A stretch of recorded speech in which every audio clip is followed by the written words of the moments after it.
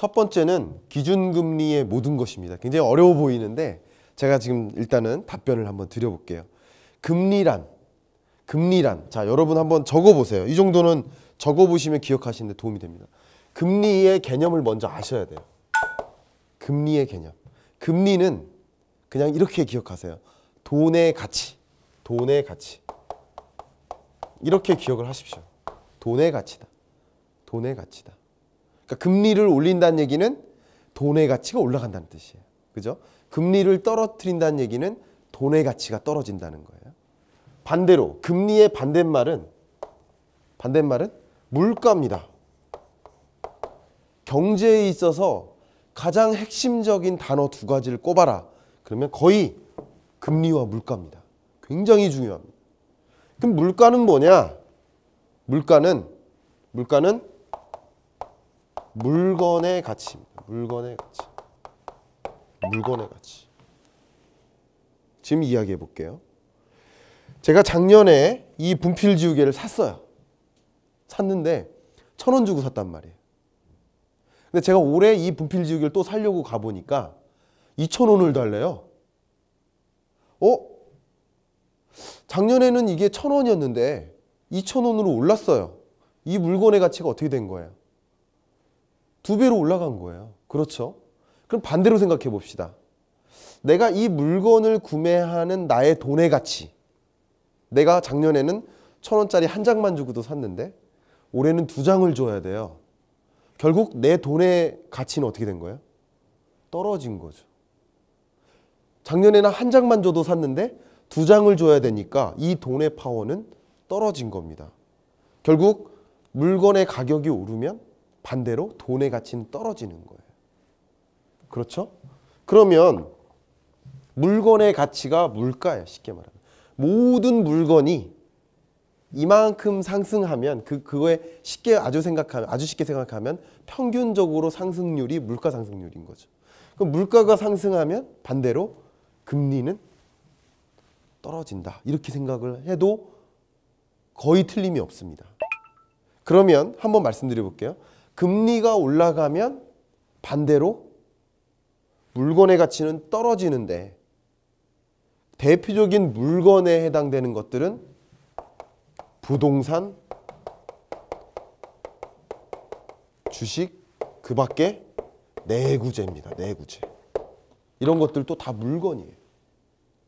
내구재는 갑자기 어려운 말이 들어가는데 내구재가 아닌 그 밖의 용어 중에는 소비재가 있어요.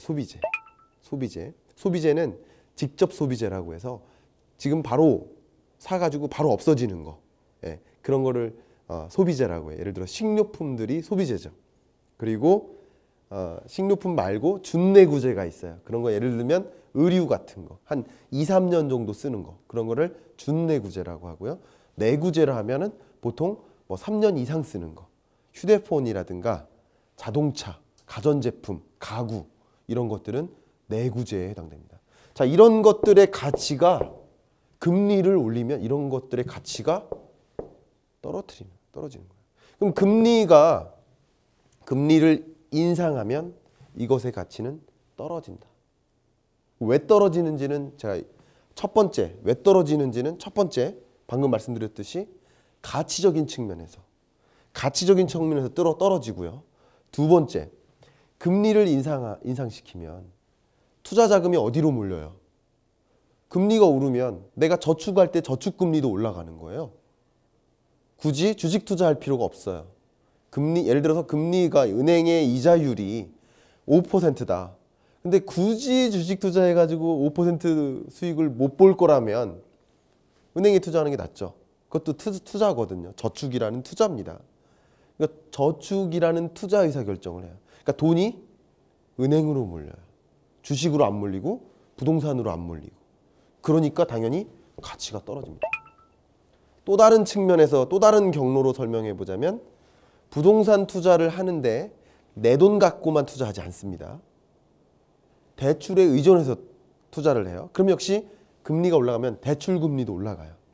다시 말하면 가게 입장에서 돈을 빌리는 비용이 더 많이 들어가는 거예요. 옛날에는 1억 빌릴 때 월 이자를 30만 원만 내면 되는데 이제 40만 원 내래요. 그럼 1억 빌리기가 부담이 되죠. 그런 겁니다. 그러니까 당연히 대출에 굳이 의존해서 집을 사고 싶지 않은 거죠. 그러니까 수요가 부족해지는 거예요. 당연히 가격이 부동산 가치가 떨어지는 겁니다. 이런 여러 가지 경로를 생각해도 그래요. 그럼 주식은 기업 입장에서는 역시 돈을 빌려서 기업 경영을 해요. 자기 자본과 타인 자본으로 구성이 됩니다. 자기 자본이 주식이고 타인 자본이 흔히 말하는 빌린 돈이에요.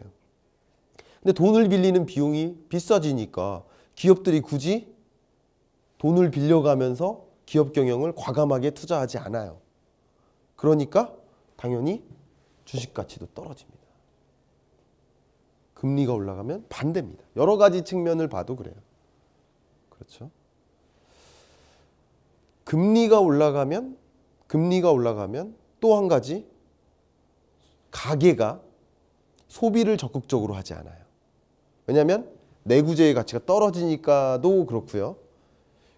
과거에는 금리가 싸면 쉽게 말해서 여러분 자동차 살 때 어떻게 해요? 자동차 살 때 보통 대출 받아서 하잖아요. 그렇죠? 그러면 그 대출 금리의 이자를 비용을 내는데 그 비용이 비싸지니까 내구재 소비로 이어지지도 않죠. 이런 측면에서 소비도 마찬가지입니다. 그러면 중요한 것은 금리 중에는 여러 가지 금리가 있는데 한 가지는 기준금리입니다. 기준금리. 기준금리는 중앙은행이 결정하는 금리예요.